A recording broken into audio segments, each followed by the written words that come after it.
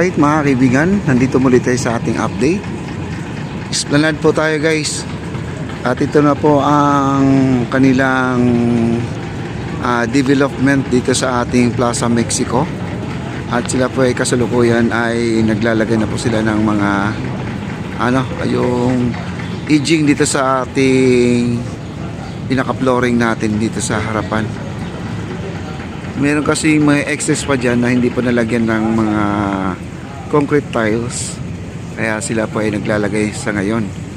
At ito ay parang yata to guys, kasi alanganin yung hollow blocks ay yung concrete na tiles. Kumbaga sila ay magkakat sa lagay nito dahil medyo alanganin sa kanyang size. Kaya po at pinapatag na po ni Papa J.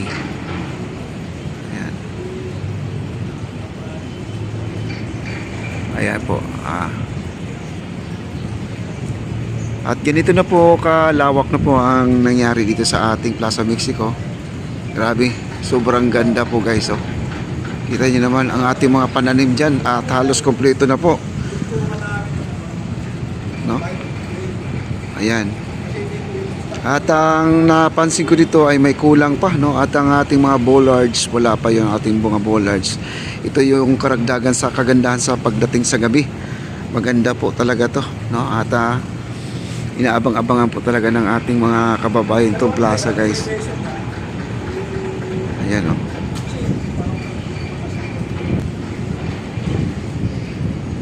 lalapit po tayo doon guys para makita po natin yung mga ginagawa nila. Maraming salamat. Ayan na po, meron silang mga nahalong semento dito. Ihalo pa lang. Ayan si Papa J po yan guys. Ayan si Papa J, sila po ang bumibira dito guys.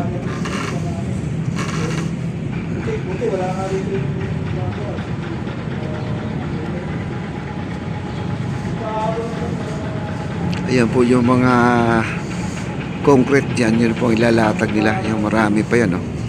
Pero ito na lang po ang kanilang lalatagan kasi itong malaki dito sa ating harapan, ito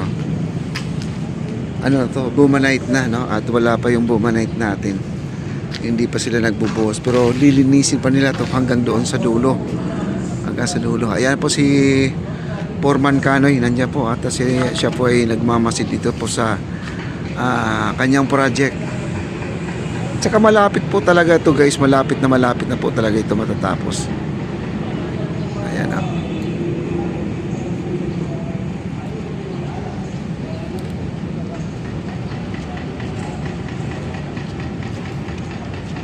kinakalaykay na lang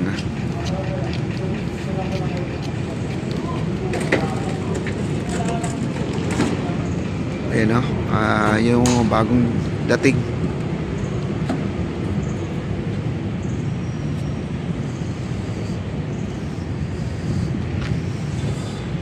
At dito sa kabila, kasi ito guys, tinatabasan din nila to.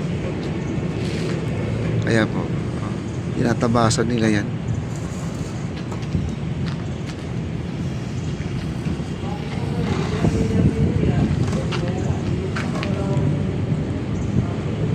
Kaya po, naglalatag na po sila sa kasalukuyan. Ayan.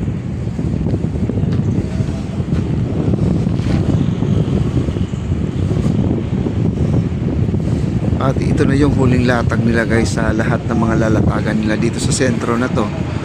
Ito yung huling latag. At dito naman, meron po tayong napapansin dito ay yung ganon din, buhangin din ang nilalatag. Di ko lang alam kung ano ang style doon, Di ko alam kung anong style doon sa kabila. Bukod dito sa may nakakordon na to, ito yung mga Carabao grass na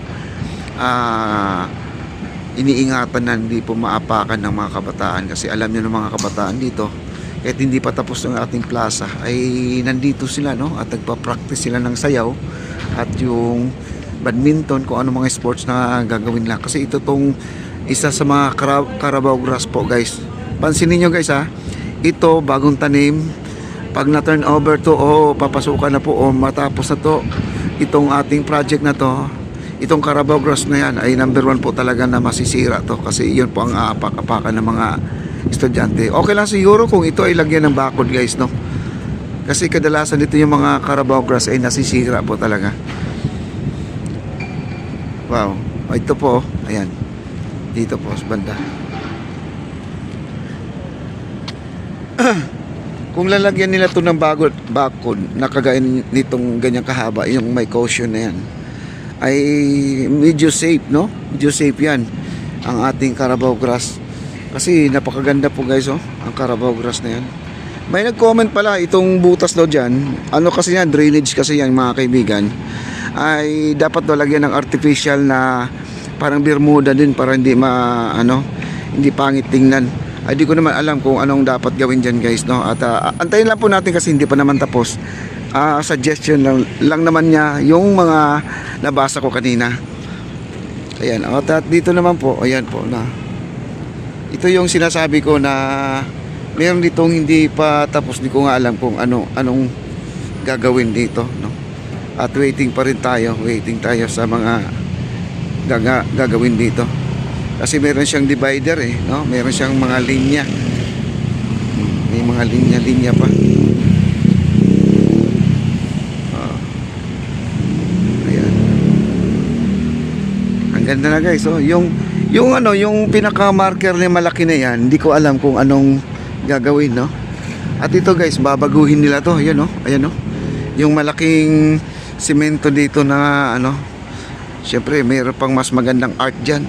Kasi yan guys, may nakasulat kasi dyan, pero di natin alam kung may bagong ilalagay.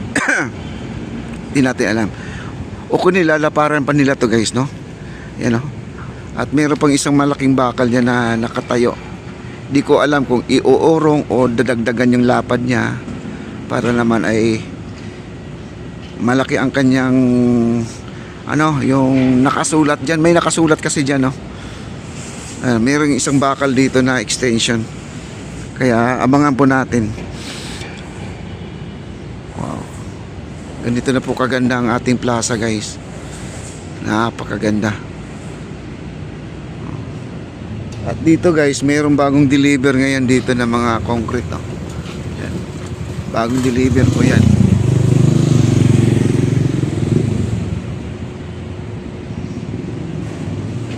Wow.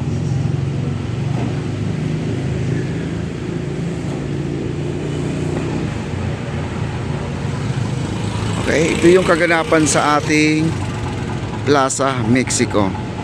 Kaya lagi po nating tutukan to kasi malapit po talaga sa target nila sa petsa ng kanilang pagtatapos dito sa ating Plaza Mexico. At ang ating Ilog Pasig as usual mga kaibigan, napakaganda pa rin ang ating Ilog Pasig. At nung December mga kaibigan, ang dami pong mga isda dito, nakalutang na lang, no?